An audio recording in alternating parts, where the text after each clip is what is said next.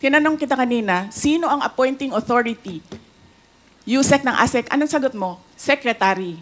Hindi mo alam. Hindi pa po ako nagsumasagot. Hindi mo. Nakita kita, sumagot. Camera. Kita sumagot. Sinabi mo, Secretary. Mr. Chairman, motion to hindi suspend. niyo alam lahat 1 minute na ang reset. nag-a-appoint One ay minute President. suspension is declared by the chair.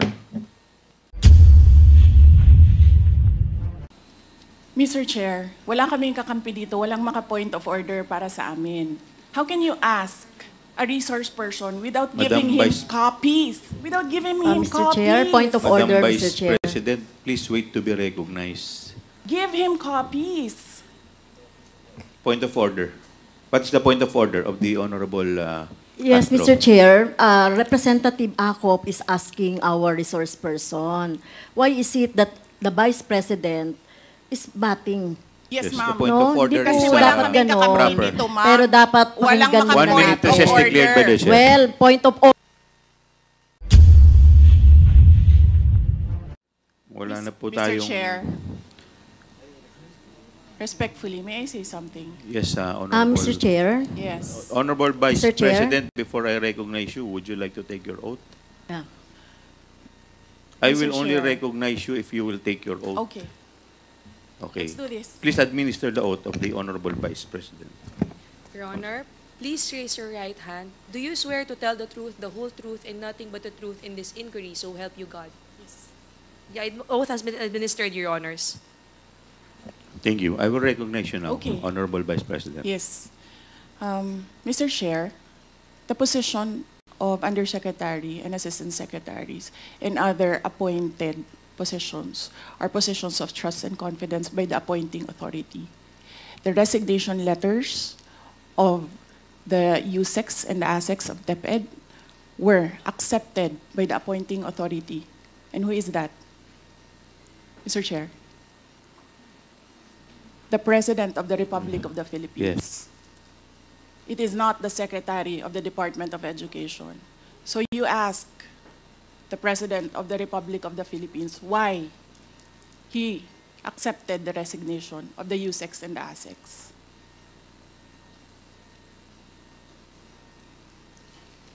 What is the point, Honorable Vice President? Ang sinasabi ko sa inyo, bakit nyo kine-question ang due process? Tanungin nyo ang appointing authority, bakit niya tinanggap ang resignation letter?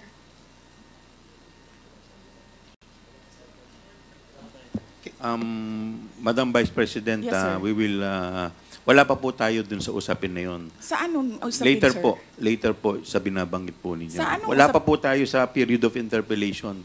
Bubuksan ko pa lamang po ang period of interpellation. Yes, sir. Nandun na kayo sa topic. Hindi po tayo nag-i-interpellation Madam ngayon. Vice President, nag-uusap po muna ang mga miyembro. Yes, so, sir. please do respect. Yung Yes, mga, I am very respectful. I am dovetailing from Congressman Marcoleta. The appointing authority is the President of the Republic of the Philippines. Why are you questioning due process in a discussion of resignation of USECs and ASECs? Wala pa pong nagtatanong about that, Madam Vice President. Sir, kinontempt nyo Madam- na, sir, dinetain nyo na yung tao for due process. Madam Vice President, Sir, nasa loob ng detention ang tao because you questioned due process. Asaan ang explanation ng due process ninyo doon? Nasaan? Madam Vice Tinanong President, kita kanina. I'm sorry, sir. Tinanong kita kanina, sino ang appointing authority? USEC ng ASEC. Anong sagot mo? Secretary. Hindi mo pa po- alam. Hindi pa po ako nagsumasagot. Hindi mo. Nakita kita, sumagot. Camera. Kita sumagot. Sinabi mo, Mr. Chairman, Secretary. motion to Hindi suspend. niyo alam For 5 lahat. minutes. 1 Na minute ang reset. nag-a-appoint One ay minute President. suspension is declared by the chair. Can we observe proper decorum, Mr. Chair? Mr. Chairman? Mr. Chair, Mr. Chair? Mr. Chair. May I be allowed? Yes, Madam Vice Yes. President. you need to reconsider that extension of your detention. It was illegal in the first place. You asked the President why he accepted the resignation. Do not ask due process. Mr. Chairman. Mr. Chair? Yes, Congressman Paduano. Congressman Nakop. Mr. Chair, Madam Vice President, if you have any question insofar as the actions of this committee are concerned, I think the proper remedy is for you to go to the court. Sir, I will go to court. Opo, pero Oo, that is pero where- araw-araw, you are depriving a person of her liberty while I await that is precisely the point, ma'am. the... If our action of detaining your chief of staff is against the law, I think the proper remedy, and I think you're a lawyer, Yes, sir. the proper remedy is to go to the court. Sir, do you really want to show the Filipino people kung anong kaalaman ninyo sa batas? Ang sinasabi ko lang po ay sundin Oo. po natin yung batas Kaya dito nga, sa sir, House. sundin natin yung Kasi batas. nandito po kayo dito sa bahay ng Kongreso. Yes, sir. Sundin natin yung batas.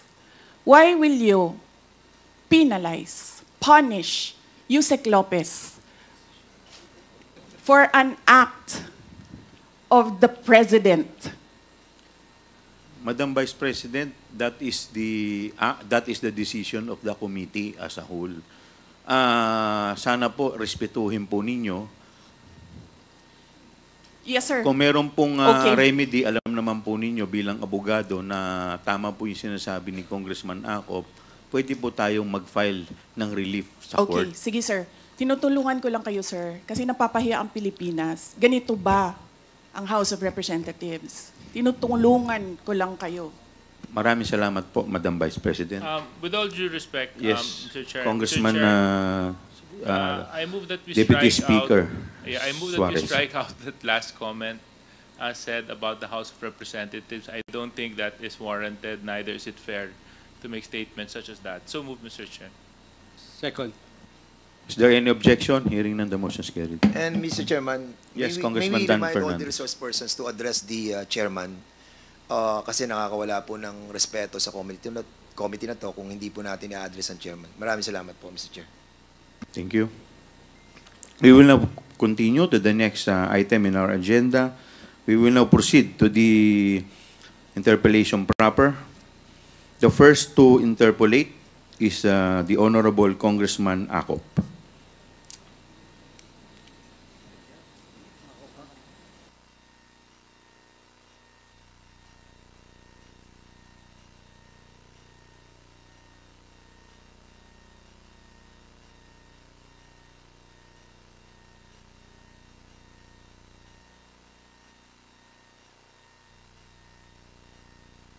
Thank you, Mr. Chair. May I ask Mr. Edward Farda?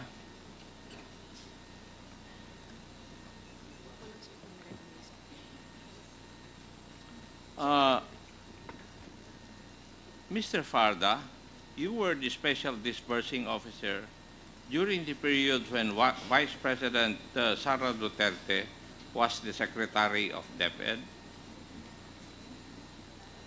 Your Honor, Mr. Edward Farda, you're recognized. Chair. Your Honor, Mr. Chair, I confirm. Thank you. Would you also confirm the 3 land bank checks, each amounting to 37.5 million, were issued to you as payee and were encashed by you? Would you confirm that? Mr. Farda, you are recognized. Your Honor, I confirm. Thank you. And would you also confirm that you certified the correctness of the liquidation reports on the use of the DepEd confidential funds and in fact issued the corresponding certification? Would you confirm that? Mr. Chair, pwede pong paulit lang po nung question regarding dun sa issue ng certification. Congressman Akop, please continue. Please repeat. Yes, Mr. Chair. Mr. Farda, can you, did you certify to the correctness of the liquidation reports on the use of the DepEd confidential funds and in fact issued the corresponding certification? Mr. Chair, wala kaming kakampi dito, walang maka-point of order para sa amin. How can you ask a resource person without Madam giving him Vice- copies? Without giving him Mr. copies. Chair, point of Madam order, Vice Mr. Chair. President, please wait to be recognized. Give him copies. Point of order. What's the point of order of the Honorable Yes, Castro? Mr. Chair, Representative Acop is asking our resource person, why is it that the Vice President is batting? Yes, Yes, ma'am. the point of order Kasi is wala dapat kaming ganon. kakampi proper. dito, ma'am. Pero dapat Walang pakinggan maka-point 1 minute of recess declared by the chair. Well, point of order.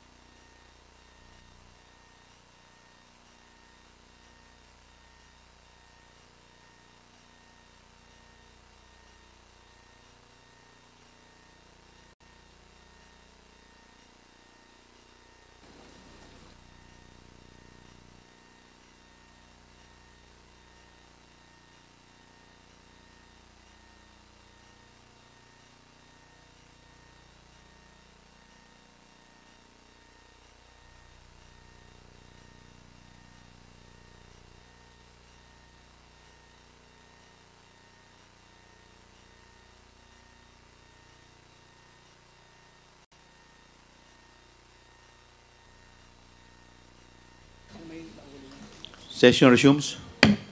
Please continue, Congressman Acop. Thank you, Mr. Chair. Before I proceed, I would like to ask COA.